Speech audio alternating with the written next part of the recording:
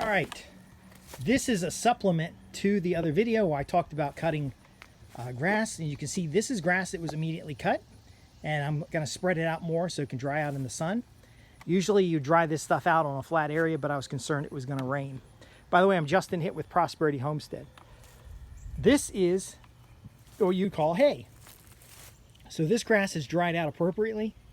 It has been spread out here so that it doesn't clump up in case it rains. And it is, you can see how it's kind of yellow looking where this grass is green. It's yellow looking because we've dehydrated and lost a lot of the chlorophyll in it.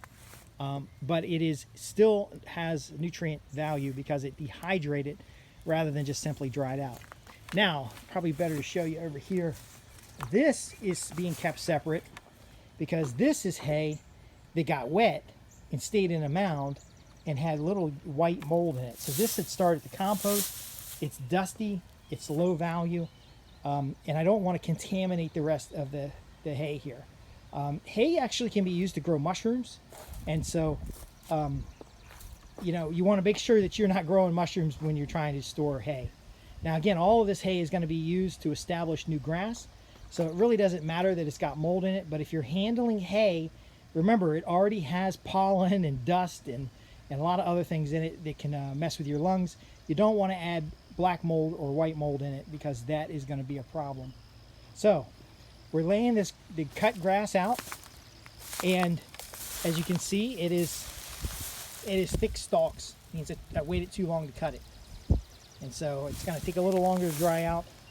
But again, it doesn't have that crunchy sound. Like, listen here.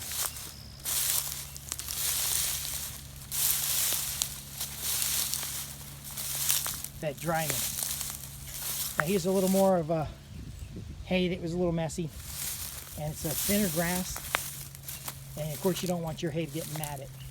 And then of course there's hay from another area there, and I'm just laying it all out. I'm that crazy guy in the neighborhood that has weird lawn practices. Now we can see where it's growing over here, and so this is what I'm going to rake down, and you can see it growing up in the back. Again, you do not want to let it get to seed. You want to cut it before that. Unfortunately, it's been raining, and just, you know, getting out here, it's been a pain. So there it is. I'm Justin Hitt with Prosperity Homestead, and like I said, I think it's going to rain today, even though it's been hot. Cloud cover, no cloud cover. So I'm getting the hay out spread so that if it rains, it dries out pretty quick. But I'm going to be handling this hay to establish grass in the new area. So stay tuned. That video will come out soon. Make sure you like and subscribe. If you have questions about growing grass for food, fodder, or other utility purposes, visit www.prosperityhomestead.org and ask your questions. We're going to have a whole program on the power of grass. What I'm trying to mimic is a Virginia grassland. Not all of this grass is native, so I'm trying to work over to native grasses as seeds are available. But in this particular location, all this grass gets cut out and gets taken someplace else and is used for basically erosion control, fodder, and straw. But since it does have seed in it, it will induce seeding in the areas where I'm trying to establish grass as well. This grass grows so fast that I can add a foot of grass in a week. So every other week I should be cutting this, and I hope to get back on that schedule. Stay tuned to see how that works out. And then of course, ask your questions, because I know a lot of you folks out there want to start a homestead.